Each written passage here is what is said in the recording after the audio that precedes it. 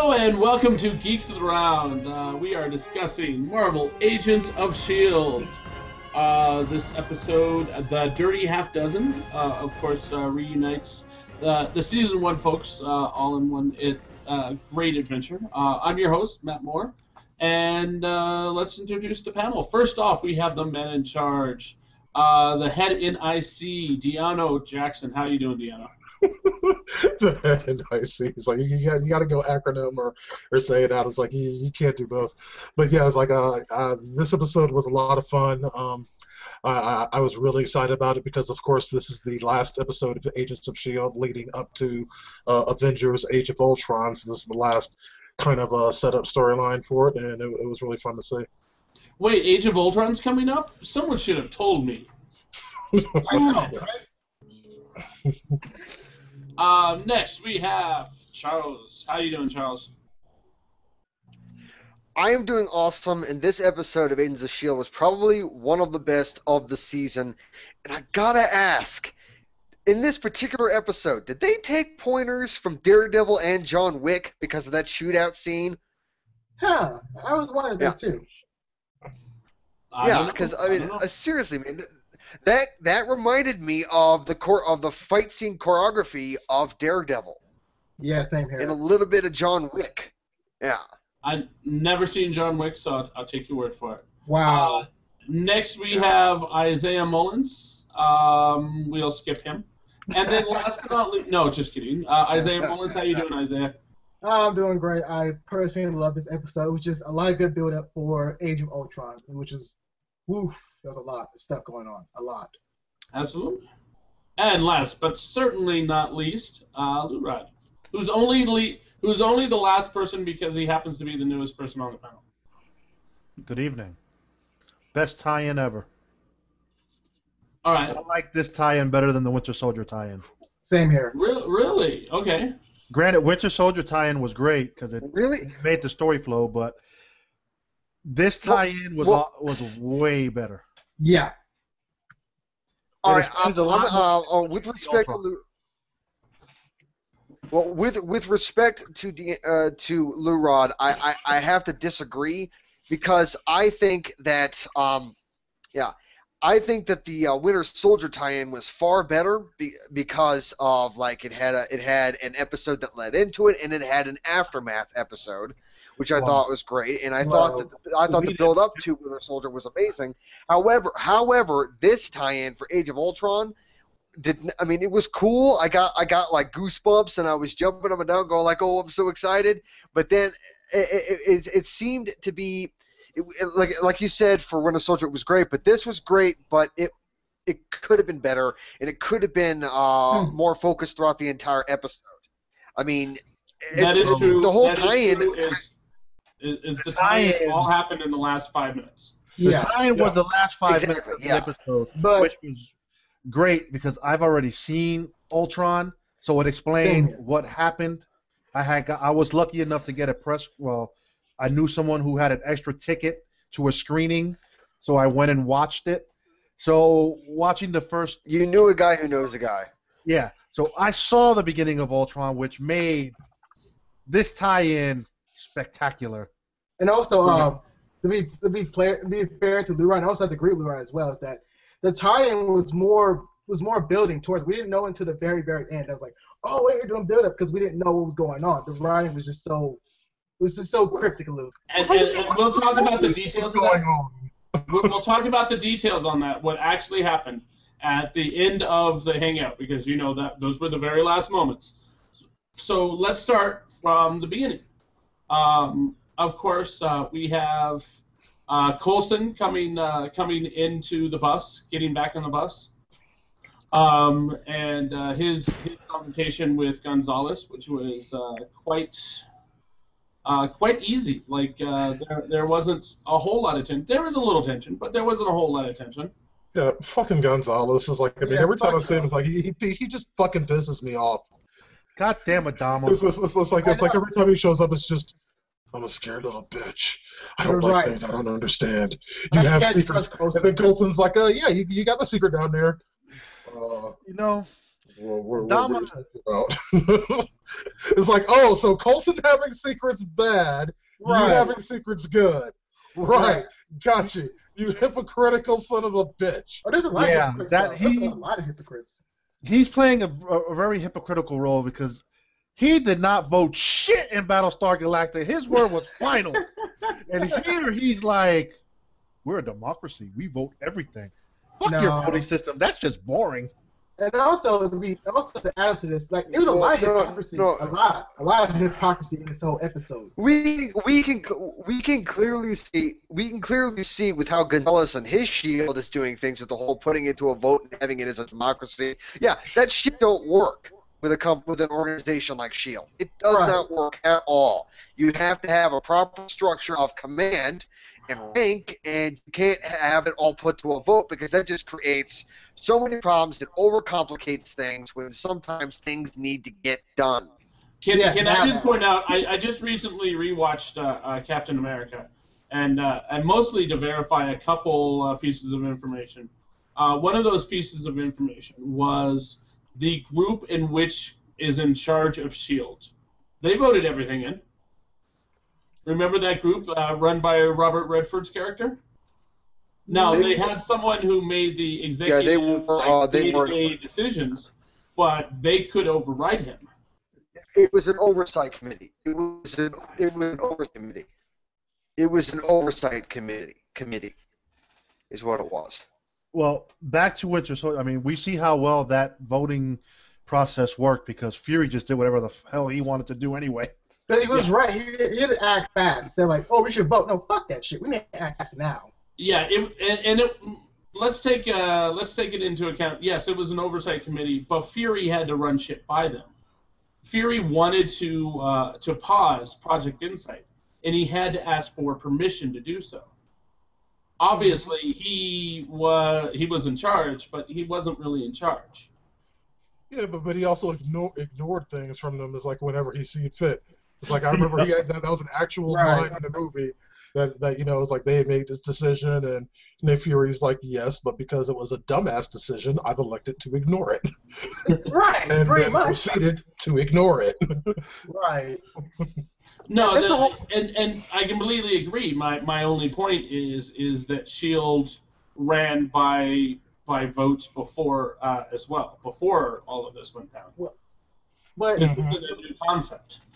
But there's just too much. There's too much at stake at hand. Like putting that vote for like something that's so greater than their own pettiness. It's like, yeah, voting in this situation, like, screw that shit. No, it's like I still don't see anything wrong with voting. It's like, see, but the core of voting is actually having all of the information and whatnot. Right. You have Gonzalez and his crew that does not know what's going on because they're not the ones that Nick Fury chose to take over S.H.I.E.L.D. So they're just basing things off of the information that they have. It's like, I mean, there was no official authority there. They just kind of said, okay, we run S.H.I.E.L.D. now, and we're going to make decisions as S.H.I.E.L.D. I'm sorry, it doesn't work that way. Isn't Coulson still director of S.H.I.E.L.D.? No. That's confusing because... No, I mean, as of this episode, he's not. And the reason he's not is because he ceded that to Gonzalez in this episode. Is that basically a conversation that happens a little later with May makes him basically come to the realization that, no, he is no longer the director of S.H.I.E.L.D. He got voted out. I don't know if I can agree with that, but we'll talk about that later. Okay. But in any case... in any case, so he ends up talking to Gonzalez, to Adama, and he convinces Adama, you know what, our main goal, what we should be dealing with is HYDRA. And HYDRA is here, and you haven't done shit about HYDRA. We have. Yeah. We've got all this intel. Yeah. We've got an inside man. We've got this, we've got that, and we should take care of it. And Adama is... basically makes a decision. Okay, we'll make you a deal. If you open the box, we'll let you run the op as you want to. And that's just it. Is Adama? It's a win-win for him because if they end up rescuing the prisoners and coming back and opening the box, great. If they don't, he's now gotten rid of his main competitor. Right. I got a question. Go ahead. Do you think that Coulson erased some things off that box? Protect? Because he kind of opened it freely. He erased anything exactly, but I think at this point the contents of that box aren't as valuable as they were previously. There's no way that Coulson would have simply given that up unless it no longer had the same value to him. Right, and like I said beforehand, like he's thinking like Nick Fury, like yes, you can give some information to your employees, but keep that one main information to yourself. So yes, he gave him the box and had all the information, but throughout the episode, he kept something really very important to him, to himself. So it was pretty perfect, though. I actually do think that he erased at least one thing off the box, and that is the Theta Protocol. I agree with that. I'm actually not 100% certain that the Theta Protocol was on there in the first place. Well, yeah, I mean, we can't know for sure that it was, but yeah. But I am sure that if it was, it's not anymore. Right. Yeah. And the only reason I say is like that I'm not sold on the concept that it was there, because if it was there, is like before he got hands on the box again, it was Fitz who had it, and Fitz had opened the box. If there was something about Theta Protocol in that, I think it's fairly reasonable to assume that he'd be aware of it. Mm-hmm. And the fact that he is, because he is the tech expert of the group. If it was there, he'd have found it. Right, and told Coulson too.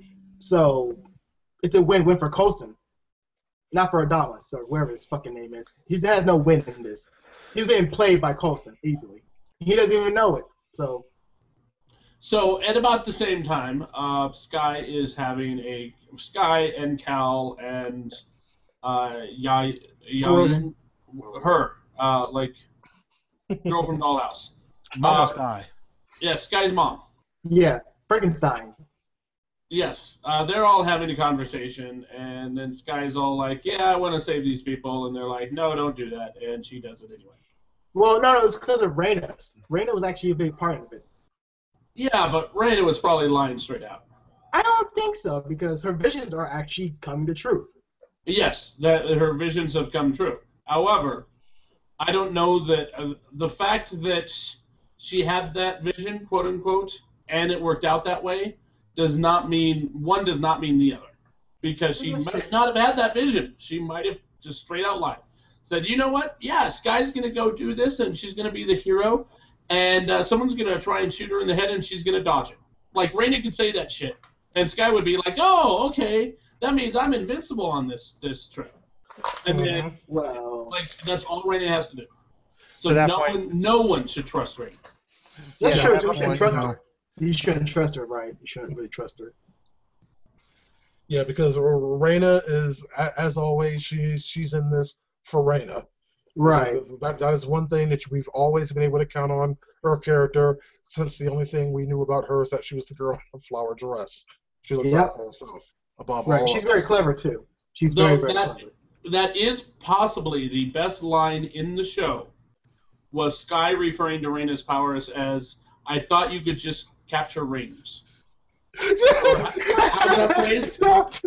was like, yeah, I thought her only power was that she could spin around and collect rings. Oh my god, I about hurt myself laughing.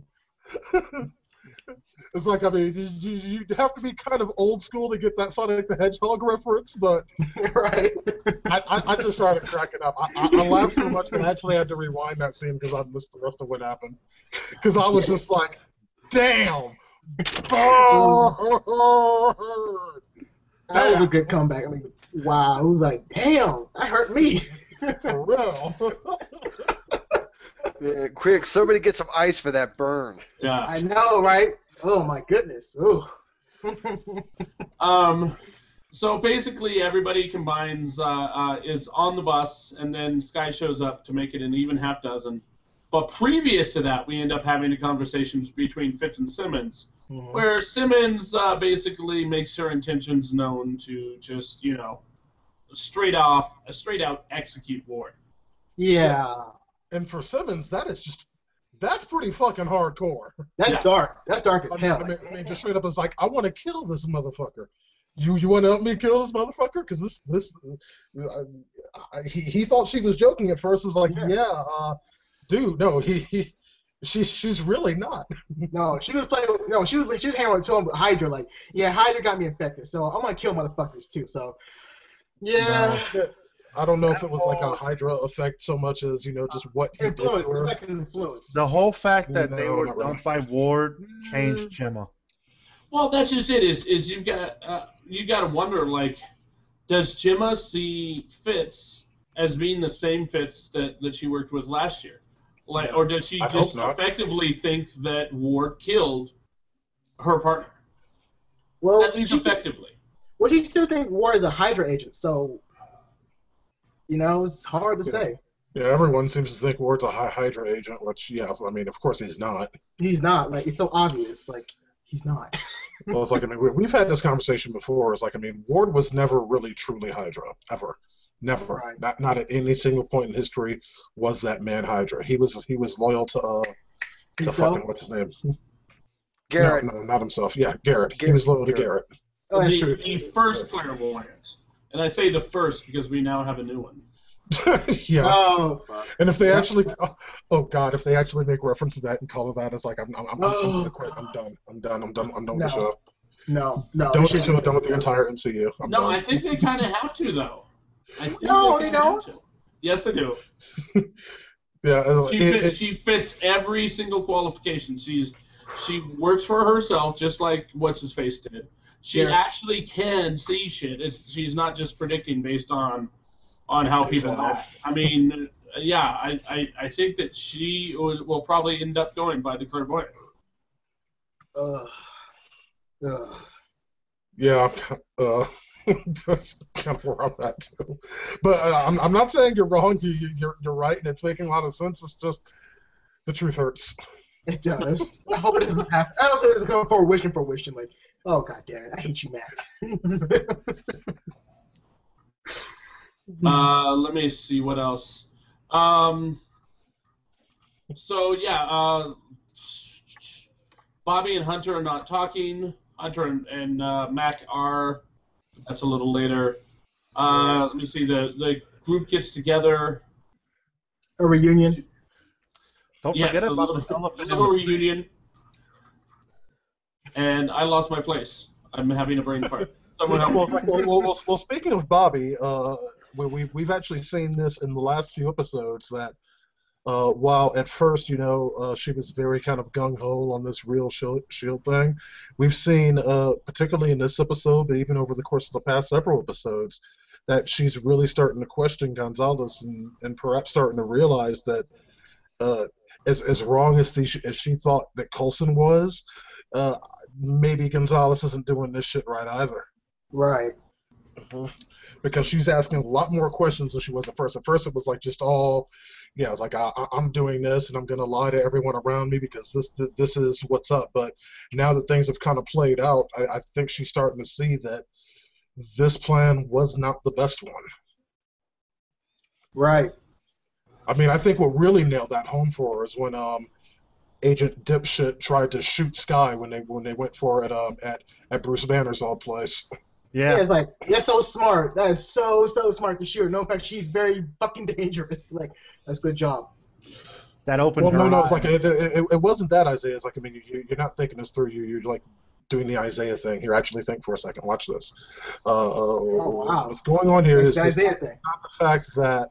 It's not the fact that it's like, oh, she's so dangerous and you shouldn't have shot at her. It's like, I mean, he did not give her a chance to do anything. It's like, I mean, this is a fellow S.H.I.E.L.D. agent.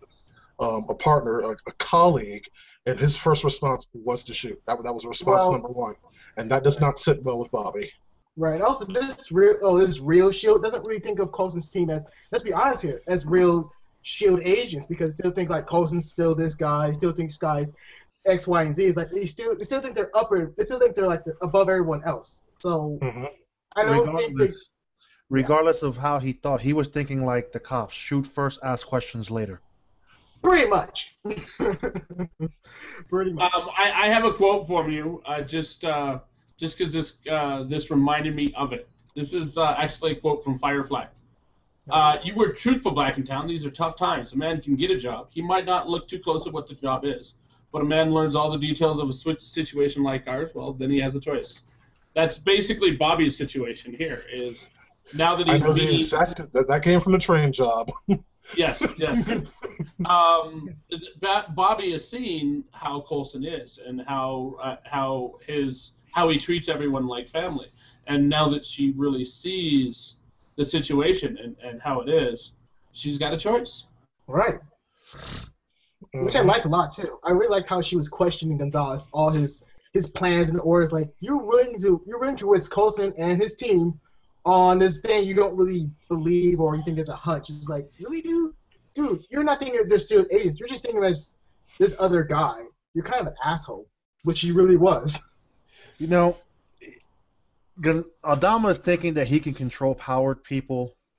In reality, Sky and Lincoln can level that place in a minute. True. Sky can. Lincoln, I don't know if his power is capable of doing that.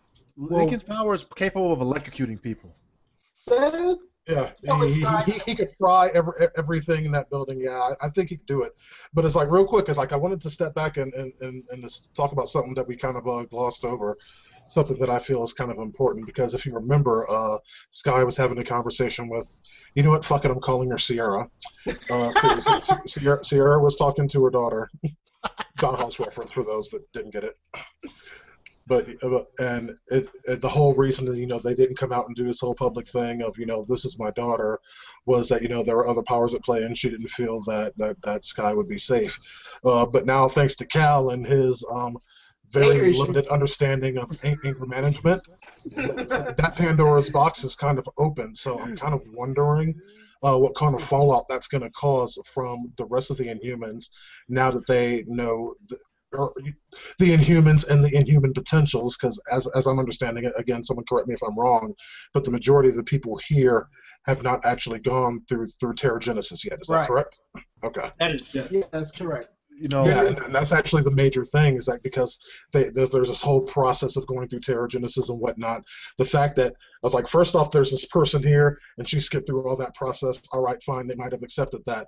Oh, wait a second. This person is our leader's daughter? Okay, what the fuck? I think that might change the dynamic. They were just jealous. They don't know that yet. They don't. Like, the public doesn't know yet, do they? Yeah, it's like, I mean, when Cal was ranting out there, it's like Cal was speaking first without thinking. Yeah, he was very ranting. It's like, trying to keep me away from you and our daughter and whatnot. And it's like, I watched that scene a few times, and yeah, it's like they all very kind of pointedly looked at Sky. So, yeah, but they're jealous, though. They're just jealous. That's what it is at this point.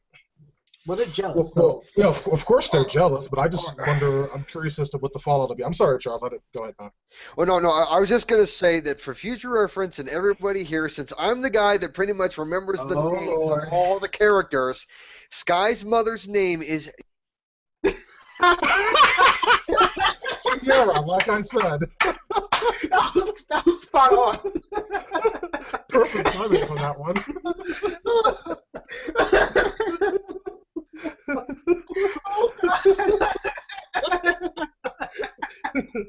Can I say it now? Oh, go ahead. Go ahead. All right, Matt, you keep your finger off that hide button. All right, but no, her name is Zhang. Her name is Zhang. I know what her name is. Like, I can just, every time I say it, I feel like I'm mispronouncing it. So I'd rather fall back to something I know I can pronounce. Sierra. So, okay, help me pronounce this. Okay, her name is Sky's mom. Okay, that's how it's pronounced, right? Sky's mom? Or Gundam? Or it could be Anya because of her character in the 100. Her name is Sky's mom. I like Dollhouse better than I like the 100, so I'm going back to Oh, the 100 is shit. Her name could be Chinese. No, it's a good show. It's like I'm not taking anything away from it. I just like Dollhouse more. Let's just call her Sky's mother and be done with it, please. I'm good with Sierra. Yeah, I'm good with Skying. I'm good with Sky's mother. Shying. Okay, so the Dirty Half Dozen ends up coming up on HYDRA Island. I don't know what else to call it. Hypocalypse. No, it's pretty much it's an Arctic Circle. They're in Antarctica, dude. I don't know how they was. It was so weird. Like, oh wait, no, it was at one of the poles. It was, yeah, basically comes up on that. HYDRA, of course, can see their stealth plane from like miles and miles away, because apparently stealth doesn't mean crap to Hydra. Right. And so they decided to shoot it out of the sky. Which quickly here, that scene where they shot the bus out of the sky, that scene reminded me of the skydiving tank scene from the A-Team. Which should also remind you of the skydiving car scene from Cars 2 and Fast and Furious 7. Which was awesome, by the way. I will not watch any other Fast and the Cars Furious 2 movies because I've only seen the first one, and that was it for me. I didn't need to see any more. That was actually really I don't give a shit. I don't care. I don't care about cars. Girls don't care about cars. No, Vader is the shit. No, he said fuck that shit. I don't care about cars. Yeah, Vader's the shit. So fuck Nothing about the story in Fast and the Furious series interests me at all. I didn't even like the first movie. You don't even know that. You don't know that because you haven't watched them. But in I was forced. I was forced against my will to go see the first movie with my family. I was not happy about it. It was fucked up, man. They tied him up. You know what I'm saying? They put that shit on his eyes like clockwork. They sat his ass down there. You know what I'm saying? All right. I mean, oh my God! All of you right now. Okay, so you were a teenager. Fuck off. All right, but getting back to S.H.I.E.L.D. is like, I mean, this scene right here was actually a little bit nostalgic for me because, like, I mean, I figured there was a plan here, but it's like my first thought was, oh no, the bus, because like this is something that's been a part of Agents of S.H.I.E.L.D. since the very beginning, and just kind of saying goodbye to that thing after, you know. The memories. It just that was sad. The wheels on the bus go boom, boom, boom. But yeah, it's gonna be missed though. I'm gonna miss that bus. They blew up the bus. That was not cool. That was S.H.I.E.L.D.'s favorite bus too. Wait. No, they blew up. I'm sorry. Does that make it a bang bus?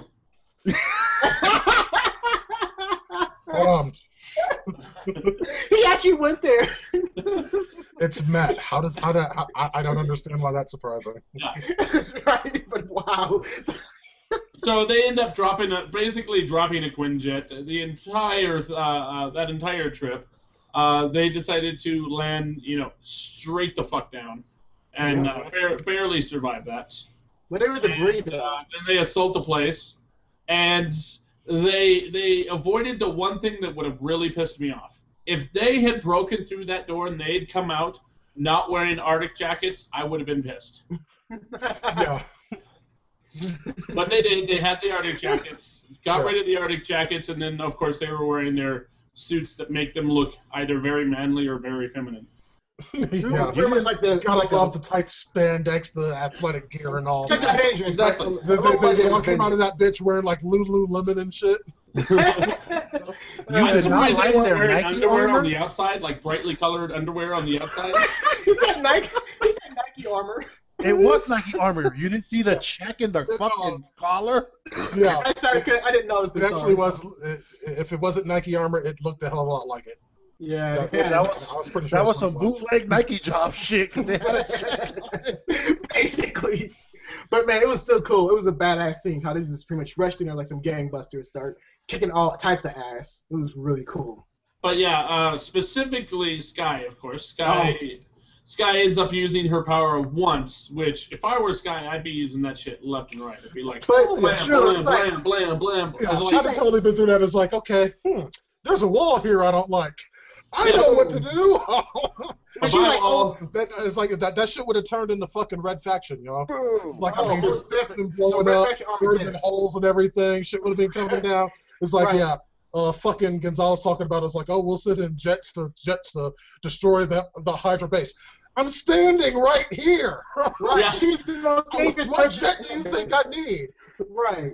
Like, a few weeks ago, I shook an entire mountain. I'm pretty sure I can handle a fucking base. Which is, again, jets, I got this shit. Don't worry about me, all right? Okay, and also better than her powers was actually really cool because it reminded me of the Matrix, but a more better version of the Matrix. Because it was really cool how she stopped the bullets and pushed those guys back. Like, damn, that is so badass. Yeah, but it's like, and I think the fight scene with her actually, I mean, because before this, my favorite fight scene was the one between, of course, Melinda and Agent 33. But yeah, May versus May. Yeah, Right. and that fight is like, I mean, it's still, you know, near the tippy top of my list, but I think this one was better. Yeah, it was. I mean, It was definitely more fun. It was definitely more fun. It was more dynamic. She was up, she was down, she was crawling, she was rolling. I mean, it really was more fun to watch, I will definitely say. And that's the scene that I thought where they got pointers from Daredevil and also potentially John Wick, because that fight scene, the cinematography in that scene was flawless. You keep saying John Wick. I think you might be the only one on the panel that saw it. Yeah, no, probably. I saw it. Well, this episode of the show, like the one with the May versus May fight, was directed, of course, by Kevin Tenchar. I can't pronounce his last name, but he's of course the person also doing the Mortal Kombat web series. He's responsible for those. So it's like that's more. He's also the one that directed the May versus May episode. Yeah, that's what I said. Oh, okay. Oh. He's really okay. He's very so it's like so it's like, I mean, coming from that episode to this one, it's like it just kind of shows like, yeah, of course the guy that directs Mortal Kombat would be responsible for my two favorite fight scenes in this episode. Now, of course, I mean my favorite fight scene in the entire MCU right now, of course, remains the Daredevil fight scene from episode 2, but this one, especially for broadcast TV, was really, really fucking good, and it showed how far. Now, are you going to consider the movies as well, or no? Are you going to consider the movies after you see Ultron? Because that fight between Hulk and Iron Man... I'm not going to consider the movies, Lou. Anything after this point in history is no longer a part of the MCU. But that was sarcasm to answer your dumb question. But also to add to that a fight. But also to add to the whole what Deanna was saying, which I did love about it, is that you see Skye pretty much fighting for survival and for her own life too, because those are highly trained HYDRA agents, and she's trained by May as well, which is good. But it was like really, really cool because you almost got like a little worried a little bit, but not overly worried about Skye. But it was like, wow, she got all that. I mean, she learned a lot, and she's a fast learner. It's like, damn, that's some really good tricks. It was just really, really good. That's all I have to really say. Well, you know, there was only one issue with that scene. She fired the gun, shot the guy, but the guy didn't act dead. Because she fired the gun twice. She shot twice in one particular scene, and I was like, okay, they fucked up there. But other than that, I actually enjoyed that whole thing. I would have preferred she would have just said, boom, boom, using hand powers. Screw using the gun. Right, because she's OP. I'd rather see people fly. Screw that. Get shot. But she can. Oh, man. Matt, if you're talking to yourself. Yeah. When I think about you, I talk to myself. That's nothing new. When he thinks about me, he just pretty much says, oh, I gotta mute this guy. So,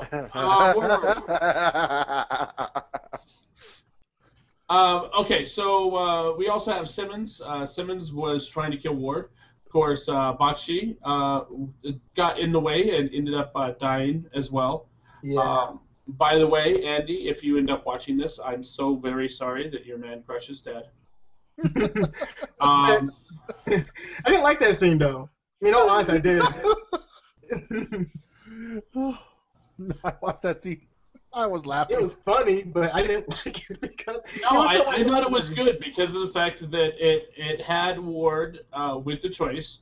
Okay, I can try and kill the person who just tried to kill me, or I can show, you know what, that it's not necessary for me to kill you right now. Right. And so I'm not going to. Which he said. Because he swears that throwing Fitz and Simmons out of the plane in that airlocked box, he had to do that to save their lives. Right. Yeah, and I actually do believe him. Yeah, some of the bad things that he's done, some of the worst things he's done, he had no choice but to do. Yeah, in this case, he had a choice, so he chose not to do the bad thing. And also, I actually make one small comment about that because Ward was actually being sincere in this episode. Like when he said he actually hurt the team for like the whole family unit behind it, he felt that's what he said he would regret that for the rest of his life, and I believe him on that part because there was a lot of good times where he actually did care about them, which he really did, and how the team was pretty much it's like scarf that like scarf like I understand why he scarfed it because they don't believe him, but at the same time he's being honest with you, so hear the guy out for once.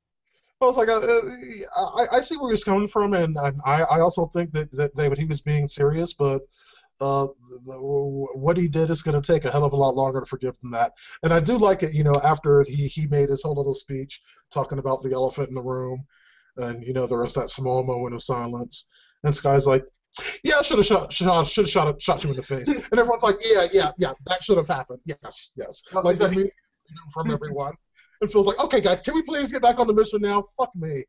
Right. It's like, okay, it was so pointless. Like, you know what? Fuck you guys. I try to be nice for once, but fuck you guys. Oh, no, it's like, you see, and that's why, because I remember back in season 1 when I didn't like Ward because I thought he was just the most plain, boring character, like, on the entire show. It's like he's the only one of the group that I really didn't connect with. Everyone else I liked, and he was just kind of too vanilla. But now it's like, after all this and all of this dark side, I like flawed heroes. That's just kind of my thing. Yeah. I really do enjoy flawed heroes. The person is too perfect and too good and all that. That's boring to me. And with this character art that they're currently doing for Ward, it makes me invested in his character. And I'm really, really curious. I really hope they have some good plans for him because with what they've done with them, there is a lot of potential. Mm-hmm. There is a lot. Yes, absolutely. So, of course, they get down to the base. You have one team taking out, trying to rescue the prisoners. You have the other team trying to take out the base defenses. And then, of course, you had Coulson, who was on neither team, basically pulling a Black Widow. From Winter Soldier. I mean, exactly a Black Widow. And going off on his own to steal information. Yeah, pretty much. That was like a homage to Black Widow in Winter Soldier because because he was looking through the computer and he was agreeing with what May was saying, but at the same time he was doing his own work. He was multitasking. So it was like, oh, okay, that's pretty cool. And then of course May caught him. And they were about to get attacked. She popped 2 bullets into 2 people without looking. And then she's all like, yeah, if you don't come with me now, the next one is for you. And does anyone think that Coulson was done? Because I don't think Coulson was done. I think Coulson got done barely in time to save his own life because is there anyone here that doubts that if Phil Coulson would not have come out of that room right now, then he'd still be in it with a bullet in his head thanks to Melinda May? Well, I think he'd have a bullet in him. I don't know that it would be in his head. Right. Fair enough.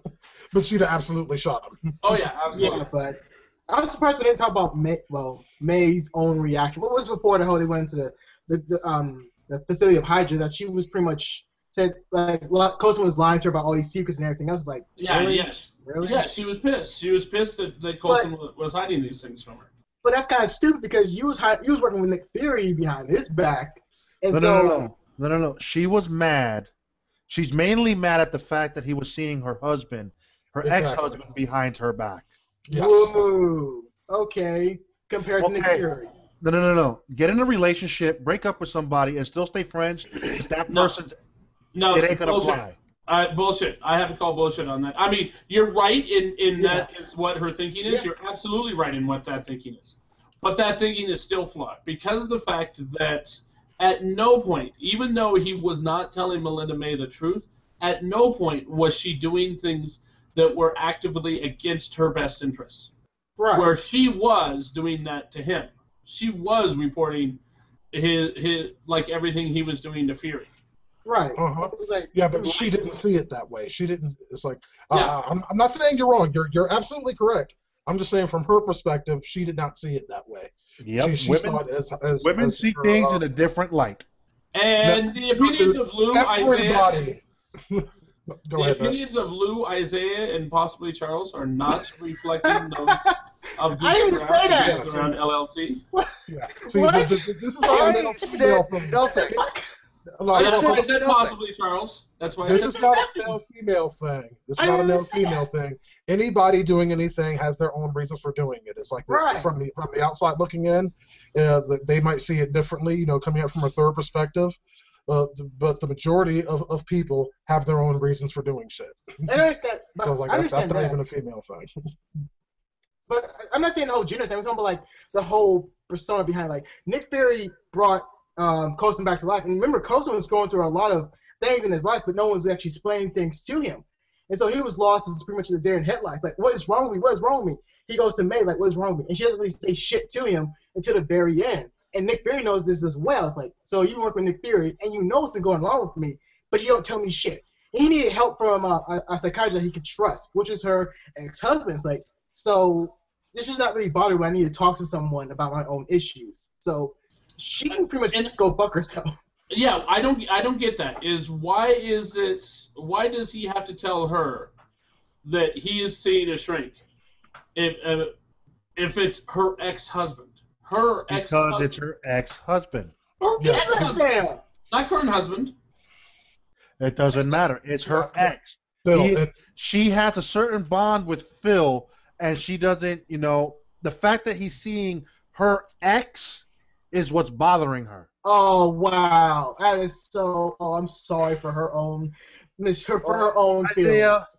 I'm sorry, I don't feel sorry for her. When you have a partner, you'll understand that. I'm not talking about that. I'm talking like, again, if you're going through all this bullshit... I'm actually completely 100% agreeing with Lynn. Because you don't agree with me, I understand that. No, it's like I've agreed with you when I've agreed with you, but right now it's like, yeah, I agree with Leroy. He's 100% correct in this, and actually it's like, I mean, Ming-Na was actually saying this on Twitter earlier, confirming it, but yeah, it's like that's why Melinda was upset. Well, that's just it. If he were bringing her ex-husband into the action, right? If he were putting him in danger in some way, yes, absolutely. I agree with that. Yeah, it's like y'all are that's not the case. This is a rational, well thought out reason. It's like this is just a pure emotional response that she's having here. I understand that. Like, and I'm agreeing with you. It's like, I mean, I'm not saying that there is a completely rational, logical reason why this should upset her. No, there's not. I can see that conversation now. Hey, Melinda, just so you know, I've been meeting with your ex-husband because I've been having some issues with all this alien shit going on in my head. So I've been going to see him. Why, Phil? Why did you have to use him? Why you couldn't just pick someone else? That's how that conversation would have went. Yeah, pretty much. There's no rationalizing it. She's just pissed because he used her ex. It's the fact that it's her ex. They broke up on. If it had been any other shrink, she wouldn't be having this problem. She wouldn't give a shit. But at the same time, it's not like saying karma. It's karma a little bit. We've already established there are no shrinks that are as good with that highest security clearance. Right. And she should have known that too. Like, hey, I'm sorry, but I thought Dr. Banner was a good shrink. Fuck that. No. He's not a shrink. He's not a shrink. You forget, Lerod, he's not that kind of doctor. Yeah. When Tony was venting to him, Tony put him to sleep. Tony didn't care. It's like at that point, it's like I'm pretty sure Banner was working for Tony. Tony signed into the paychecks. You are whatever kind of doctor he says you are. But again, I understand what you're saying. I actually do agree with what you're saying about May's feelings, but it's kind of hard for me to actually go along with that when you know you've been dealing with some major issues yourself. It's like, let me ask you this question though. I mean, this is a real good question though. But if you guys go into the same notion as Coulson, would you choose May's ex, or you choose somebody else who's also very skilled in that field? No, I would have done the exact same thing. You're gonna pick the best. I wouldn't have told her either. You're gonna pick the best, which in his particular view was her ex, and at the same time, he's worked with her ex, so he had confidence with him. Right. They built something, so he felt comfortable going to him. It ain't. I've never been to a psychiatrist, but you could just imagine just being in that room, and he starts asking you questions like, "Bitch, I don't want to talk to you. I don't want to open up everything to you." Now, for someone he built a connection, something that, he built a connection with him because of what they've went through together. So, so Melinda May's like X understands the situation. He may not like. Let's see. He's the only one that Coulson could ever really talk to about this because he has experience in this area. Exactly. Is if you walk up to a shrink and you tell a shrink, you know what? I have these visions that are leading me to this magical city somewhere, and it's compelling me to write for 3 hours a day. That fucking shrink is gonna be like, all right, you sit right there. I'm gonna make a phone call, and we're gonna get you a new jacket. The sleeves are a little bit long, but don't worry. We'll just wrap it around you, and you'll be straight. That's why we call it a straight jacket.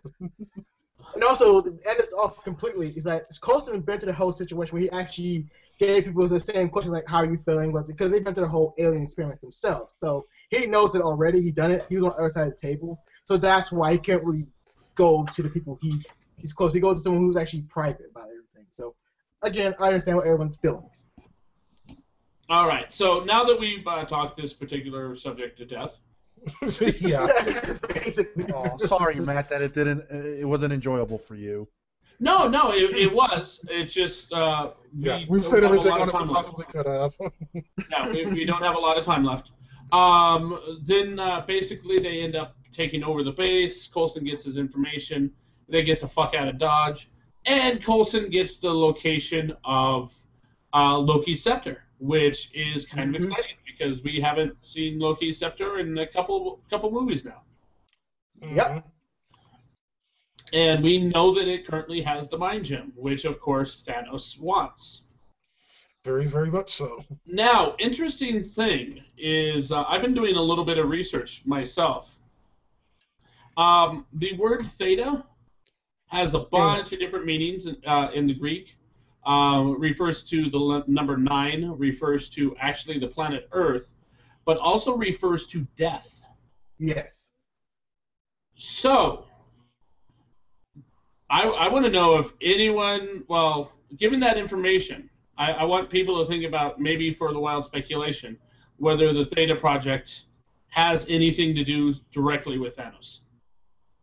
There's a possibility. There's a really strong possibility. For the wild speculation, whether or not it has anything to do with Thanos. I'm just giving you guys, like, thoughts out there. Right, I got some thoughts too. So yeah. I like when Coulson walked back into the main base. And they're talking all that shit. It's like, well, you know, if Fury wanted you to know, he would have gave you the box. And, oh, excuse me, I got to take this call. It's Maria Hill. Oh, he said spoiler alert. But he didn't say that until he's all like, Fury's probably going to want that back when he comes back. Oh, spoiler alert. Yeah, see? And that's what I was talking about, like, earlier on in this. Is like, he had this information he didn't have. So he gave up this box knowing that it would be absolutely useless in his hands because Nick Fury was just going to come and get it. Right. And as for the whole, like, I mean, like, agreeing to that he wasn't the director of S.H.I.E.L.D., like Matt and I had started talking about earlier, and I said I'd bring up later. This is why I don't believe it.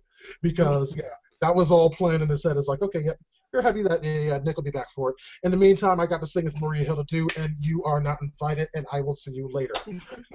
Because he is the director of S.H.I.E.L.D., and he knows what the fuck is going on. And regardless of anybody, of whether they like it or not, they work for him. Right. So they can help themselves. Right. He saw Gomez's face like, oh, shit. This is Coulson's world. Y'all bitches just living in it. What's up? No, they're renting it. No, they're renting it. They're renting it, not living it. They're renting it. Like, we just renting it. So it was funny as hell when he just got that look on his face like, oh, damn. There is a lot? Yeah. You didn't know that? Oh, I'm sorry. You're not director. I'm so sorry. I'm so sorry. Oh, I got a phone call. Mary Hill. Peace, bitches. And on to the call that the video call that was going on between Coulson and Maria Hill. Coulson basically said, like, can you believe that these people actually put everything to a vote? And the look on Maria Hill's voice going, really? That was funny. Maria Hill's voice? Maria Hill's voice has a look? I mean, I was, God damn it. Are you Daredevil? Right You're now, Daredevil, okay? aren't you, motherfucker? He's Daredevil. He's Daredevil. Yes, I kick the ass of, like, 10 different bad guys in a hallway during the second episode. You can see sounds, motherfucker. I know it.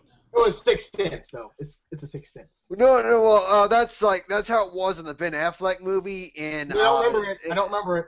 In the TV show, it's more like just world on fire, as he said. What Ben Affleck? Huh? I don't remember. What are you talking about? What movie? I don't. What are you talking about? Oh, you know that one where Jennifer Garner was wearing that ridiculous getup that made her look like a half-ass porn star. Nope, don't remember it. I'm sorry. Don't remember it.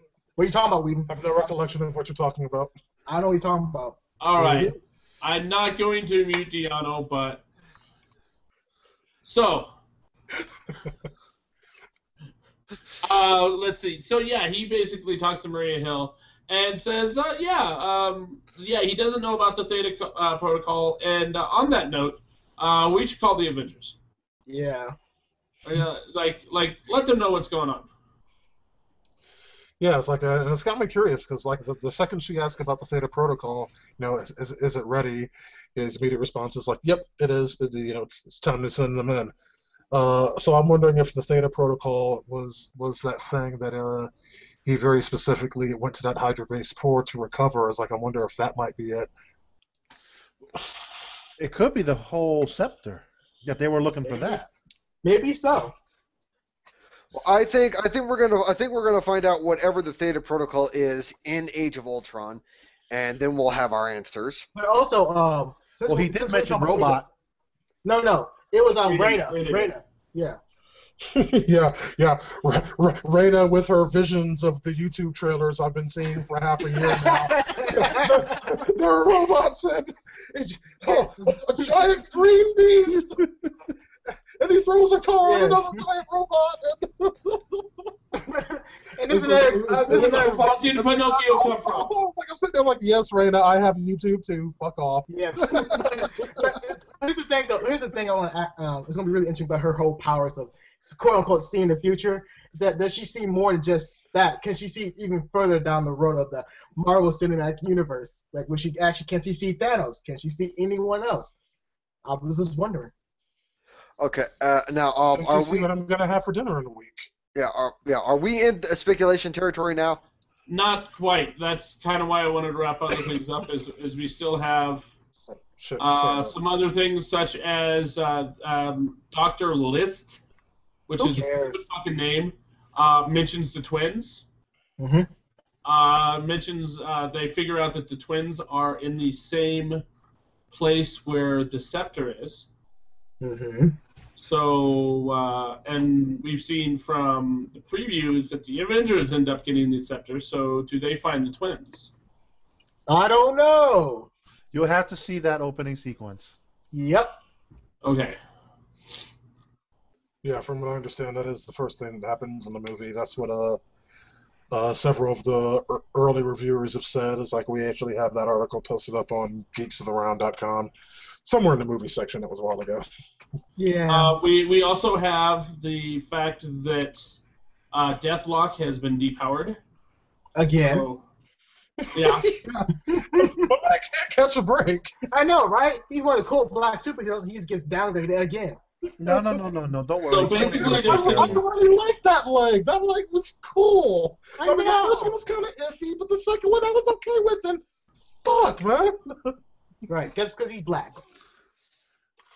Oh, not that shit again. I don't know. He's like half black, half chrome at this point. Exactly. Thank you. See what I mean? He's like my car in GTA 5.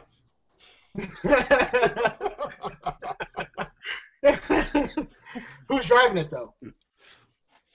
That would be not Franklin, but I don't know, Trevor? the old guy. I forgot his name now. Trevor. Michael. Oh, Michael? That rich guy? Oh. Yeah. In any case, let me see. What else do we have? I totally forgot. Did we have anything else? There was something else that I wanted to mention, but I forgot it already. I can't think of anything else. Nope. Oh, the last bit was Coulson saying, "Get the Avengers." Yeah. Yeah, that was just so badass. So, really awesome. That's why I say this was the best tie-in ever. Yeah, I think it was too. So, does anyone while watching these episodes with the Theta Protocol remember the Theta Project, which was the cartoon that was based in the Batman / Static Shock / Justice League universe cartoons? Anyone remember? A little bit. It's very, very hard to remember. It was about a robot that gained sentience that could cloak itself to look like any person, and it tried to save people. And it was in the Justice League cartoon universe. Oh wait, no. I know what you're talking about too. I can't remember it though. Shit. Sorry, every time I thought the Theta Protocol, I was thinking of the Theta Project cartoon, because I'm old. Yeah, pretty much. All right, so do we have any wild speculation? Does anyone think that the Theta Protocol is them acknowledging Thanos? First off. Well, all right. I think, all right. I got two speculations here. Yeah, it's crazy, isn't it? Oh no! Oh no! If you don't hurry, I will hide you. Just hurry up. All right. Yes. All right. The thing is that for the Theta Protocol itself, I don't think it's going to be directly connected to Thanos, mostly because I don't think the people on Earth are aware of Thanos. I don't think they are. Thanos is aware of them, but he doesn't. But they don't know who he is, and I think it might be connected to something that is extraterrestrial, but they don't know. They don't know about Thanos. Now, my second speculation, however, is that in regards to Thanos and his interest to Earth involving the two, the mind gem, just the one soul gem, because for a second there I thought the Tesseract was still on Earth. But I think that there might be something else on Earth that I think Thanos might be interested in, and that will be Death herself. I think it might be Lady Death. I think she might be on Earth as well as the mind gem. Interesting. Okay. Yeah. Interesting. Yeah. Which reminds me, something that has not been thought of, or at least has not been discussed, is once he has the gems, assuming there's only 5 gems, once he has the gems, 5 or 6 gems, he's still going to need the freaking gauntlet. And the gauntlet is in the Asgard vault. Yeah. So good luck with that. Oh wait, Loki's in charge of the Asgard vault. Yes, he's not in the Asgard vault. He's in the dungeons. He's in the prison. No. That's right. Yes, because I kind of did a brain fart there because I remember what happened at the end of the Dark World. Yeah. Yes, Loki actually is pretending to be Odin right now, so hey he has a shit ton of power. Yeah. Yeah, but oh my goodness. Isaiah, just don't elaborate on Charles' speculation because we've already witnessed what I believe is the Theta Project. Yeah, but I'll give you like a nonsense one. So the Theta Protocol. Oh, really? Okay, because pretty much every speculation you give is nonsense. Shut up. I'm talking. Anyways, I think it's pretty much the knowledge of Thanos. I think it's pretty much knowledge of the person who's behind Chitauri Empire itself, the Chitauri leader, because they don't know Thanos actually exists for the time being. The only people who know he exists is the Nova Corp. Nova Corp knows he exists. Everyone else in the lower slums knows Thanos exists, and he's the most powerful being in the known universe, so they have to know his name. But for Earthlings like us, or like the Avengers, they don't know until it's pretty much too late. So it's pretty much getting ready for the worst of the worst. They won't know who Thanos is until Thanos shows up on Earth saying like, "Hey, give me my mind gem." Yeah. And Tony Stark's going to come out onto the balcony of Stark Tower, of the Avengers Tower, and be like, "Get off my lawn!" He's going like, "Fuck you, Thanos."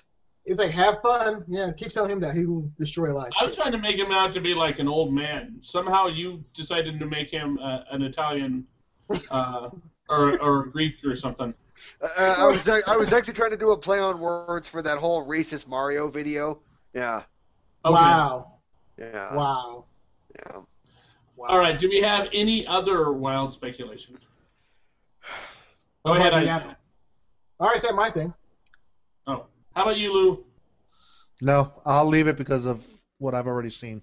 Okay. And my wild speculation is that whatever is in Gonzalez's ship we're going to see it within the next We're going to see it very, very soon. Either in the movie or right after the movie. Yeah, I also think it'll be right after the movie. Because like we've already seen previews and whatnot of next week's episode, which is actually the penultimate episode for the season, due to the fact that we have a 2-hour season finale to look forward to in a couple of weeks. And this one is when shit starts get real, and the Inhumans and I guess all of S.H.I.E.L.D., real and Coulson's real S.H.I.E.L.D. meet up, and the meeting doesn't go too well. Oh man, I really hope that the humans, the whole race behind the Inhumans, actually expands even further than the show itself. I hope it expands to more links in the movie and other shows as well. We'll see. All right, that being the case, let's start to wrap everything up. Of course, you can check us out at geekstodaround.com. You can also check us out at youtube.com/geekstodaround. Give us a phone call at 801-609-4687. That is 801-609-GOTR. Also, Google+, Facebook, all that other fun stuff. This is Matt with Geeks Around, and we'll see you next time. Peace. Bye-bye.